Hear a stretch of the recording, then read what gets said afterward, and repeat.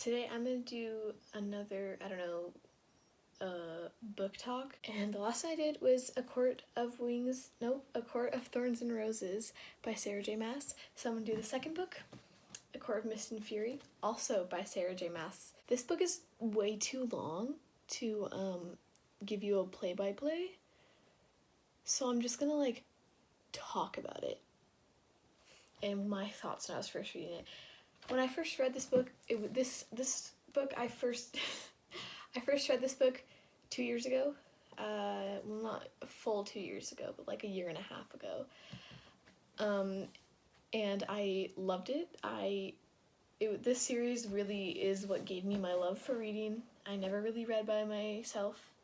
And then in 5th grade, when we had to do AR points, and I found this series, and I just read it all the time. I got home and I read it on the bus, and I just loved it so much. And I think I finished it in like 2 days, and then I was sad that it was finished, and I had to go to the bookstore to get the next one. But I loved the series, and it's been 2 years since I've actually read the full thing. But I did just reread it, but I kind of skipped the part where Farrah is in the spring court. Okay, there's no more non-spoiler things. The rest of this book will be spoilers, so read the book and then come back. I loved this book. I loved it with my entire being. I love the series so much. So obviously, in the beginning, I did not like what was happening. It was making me upset, and I wanted to punch Tamlin in the face. So when I found out they were getting married, I was like, there's no way this wedding is happening. There's absolutely no way that this wedding is happening. And when Ianthe, I don't know how to say her name, the priestess, Ianthe, I say her Ianthe. A lot of people say Ianth, which just doesn't sound like a name to me, so I'm just going to say Ianthe. But when Ianthe first came into the book, I didn't like her, I didn't trust her, and I was correct. Ianthe is terrible. What else happened? So, when Farrah was in the spring court, I was really concerned with the fact that Rysand hasn't turned in his bargain, and then I just kind of forgot about Rysand. So on the wedding, when Rysand came, I was already in love with him. He was already my favorite character, and I loved him. And if you don't feel the same, you should probably just leave this video because you're not welcome here. Okay, when she went back to the spring court, when she went to the night court, I was even loving Rysand even more, that he was being nice to her and that he taught her how to read. And then I was like, oh, he's definitely main love interest. We get back to spring court, Tamlin's being an awful person, and we don't like that. And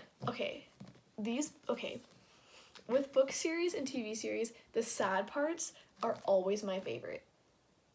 Or the really intense battle scenes. I think those are everyone's favorite though. So the intense battle scenes, any death scenes, and any other sad parts are always my favorite. If it can get me to cry, then I love it even more. Which everyone who knows me thinks that is very strange. But I don't think it's strange. Okay, so when she was locked in the house, I've reread that part so many times just because, I don't know, I like the way it's written. You can tell that Farrah's panicking, And Morgan comes to save her, and then I love Morgan even more, and then Rysand came, and then I love Rysand even more, and then she went to Villarius when they first went to Villarius. Some people, again, don't know how to say it. If only she put a pronunciation guide in the back of all the books. Rysand took Farrah to Villarius. I knew for sure, 3,000,000,000% he was the main love interest. She was gonna end up with him. It was set. They were gonna be together, and I would have my Faceand dreams completed. And when she goes to dinner with Rysand and the rest of the inner circle, I met my favorite character, and I immediately fell in love. And it was Cassian. Second place is tied with Rysand and Amren, and Farrah's, I think she's kind of annoying, the main character. I think Farrah, she's the main character, you're supposed to like her. I think she's kind of annoying. That's why I like the parts where there's like a big battle, because usually she's kind of helpful, otherwise she's just kind of there. Cassian, Amryn, and Rysand are my favorite, of course. I still love Morgan and Azriel, but like, I feel like we just like got more character out of Cassian and Azriel in this book. But in Wings and Ruin, we get to see more of Morgan and Azriel, and I love both of them. I love them all, but except Farrah. I love Rysand and Farrah's relationship, but I just don't like Farrah. So, I mean, she's not bad. She's just, I don't like her. She's annoying. Same with Clary in the Shadowhunter series. If you read that, I think Clary's annoying. Like, if you agree, Clary's annoying. She gets kidnapped a lot. It's just kind of like, annoying. Okay, where was I? The dinner scene. Okay. And then once we met the actual inner circle and we get to see how they were, I was just more convinced that this was Farrah's family, that Farrah would love them. What happens after the dinner scene? I have notes. And then I don't like the parts where she goes to the prison, except when she says, so when they're in the prison and they're talking to the bone carver and Farrah starts trying to describe death, and what it was like. After I read ACOMAF, I immediately went back to that scene, because when she describes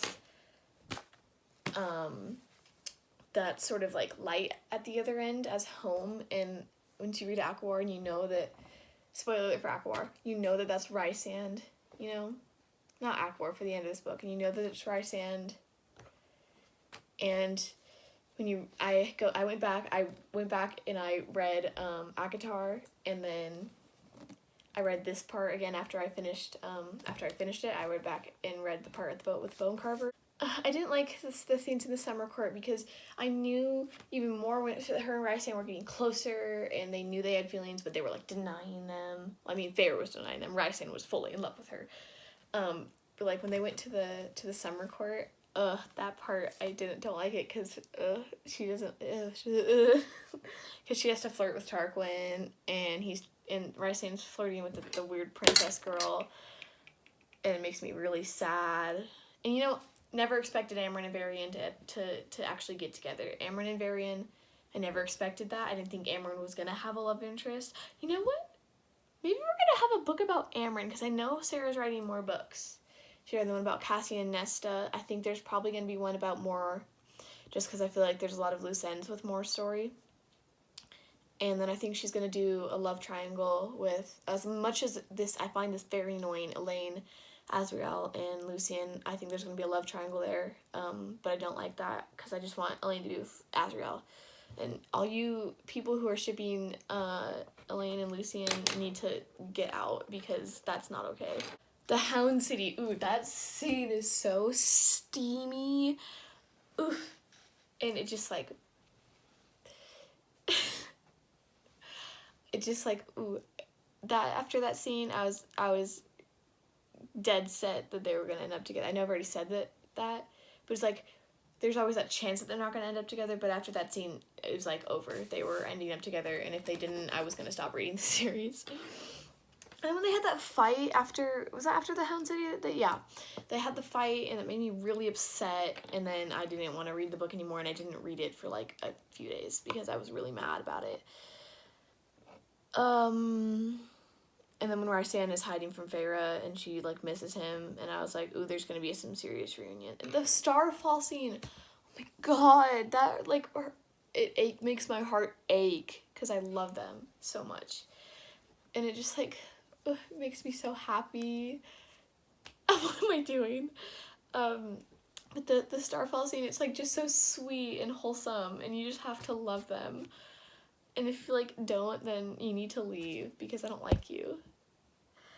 I need to stop saying that. Okay.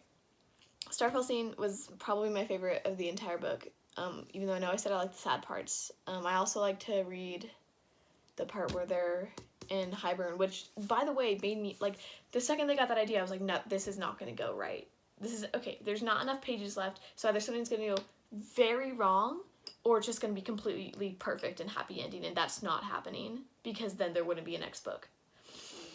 So I knew something was gonna go wrong, and they were probably, I was so scared that one of them was gonna die, and then I was like, probably not, and if they did, I'm throwing the book across the room, you know, because that's just like what happens. When she's training with Rysand in the Illyrian Mountains, it literally, when Lucian came up and he was trying to like, he was like treating Farrah like she was like a 10-year-old child. I was getting so mad at Lucian because I was trying to like not hate Lucian because he didn't do anything wrong. I mean, he didn't stand up for Farrah, right? But he didn't do much actually wrong. So I was trying not to hate him. But I kind of hate him, even though I've read the entire series and I don't think you're supposed to hate him. I do. I like can't stand him. He annoys me. But yeah, once after Lucian, I was like, okay, it's over, and I would kind of thought, because I wasn't really paying attention when I was reading it, not gonna lie, I was not paying attention when I was reading that part, so I kind of thought the whole Rysand being trapped by his powers was the Spring Court, and then I was like, no, Tamlin's not that desperate. Then I was like, maybe he is, and then Rysand got attacked and he like fell out of the sky, and I was like, well, where was I? But then Hybern took Rysand, and I was like, oh my god, I'm not okay with this. I was literally gonna quake and cry and then just like never read the book again. So when Rysand got attacked and Farrah went after him and she's like literally like ripped out their throats, I was like, maybe she's not that annoying. Because I like when Farrah goes her full like death mode and just like kills a bunch of people, or kills a bunch of Fae. Because I think it's better when the characters are cooler, you know what I mean? Because every other time she just kind of sits there and everyone else does stuff for her, and it's annoying. And when the stupid cereal was said that they were mates, I was like so happy. I was so happy that I was like came into school and it was a good mood for the rest of the day, and I was reading that part and it was like Farrah was getting mad, and then I was sad for the rest of the day. Because Farrah was like mad at him, and she was like genuinely mad at him, and I was like, what is wrong with you? Like, you're so clearly in love with him. He has such good reasons not to tell you. Like, one, you were in a relationship, and two, he didn't want to force himself on you. So it's like, why are you even mad? And then Farrah goes and hides, and it's like, well, I mean, Rys hid from her, so I guess she has the right to hide from him. So when Rysand finds her, and I was like, ooh, I really hope she doesn't shut him out, because I will literally like tear the fictional character's throat out, because that will make me upset. So I love Rysand and Farrah's relationship, but I don't like Farrah. She's annoying. I need to stop saying that. Okay. And then when they went up to the stupid queens, and the queens were like, we're not going to help you, I was like, okay, this is not going to go well. There's like 100 pages left in the book. Something's going to happen. When they didn't get the book, and there's only like 100 pages left in the book, I was kind of really confused. I was like, what's gonna happen? And then Rysand took the book from under the chair, and I was like, okay, that makes sense. And then Vilrace got attacked, and again, liked Farrah again, because she was being cool, and she was actually defending her people, and I really thought she was just gonna go back to the house and like cry, but she didn't. She actually defended her people, and that was fun. And then that helps her later in Frost and Starlight, because she becomes friends with one of the people she helped save, whose name I'm never gonna remember, so you can't even ask me to do that. And they get this genius plan to go to Hybern, and they were like, okay, so we're just gonna go to we're gonna go destroy the king's most valued weapon, just like in and out really fast. There's obviously gonna be no spells there, you know. There's not gonna be extra guards. He's not gonna have any backup plans for if someone did come when the guards were changing. You know, there's gonna be no spells. It's all gonna work out great. And, you know, like, none of us are gonna die, and we're all fine. The second I read their plan, I was like, there's no way this is going well. Because, like, there's, like, no situation where that would make sense going well. You know, because, like, this all-powerful king has this weapon that created the world, and they're just expecting to walk into Hybern, destroy the weapon, and walk out without getting hurt or captured or murdered. And it's like, there's no way that's gonna happen. You guys are literal idiots. You're supposed to be these super smart war people, and you're literally idiots. So there's that. But when they were in Hybern, and they were like captured, they were in the king's throne room, and he brought Tamlin and Lucian out of their little their little hiding place in the shadows, I was like, this is so bad. This is so bad. I was convinced Azrael was gonna die. I was so convinced because I was like, there's no way Farrah's not gonna try to rip his throat out and then Azrael will die because Farrah tried to kill Tamlin.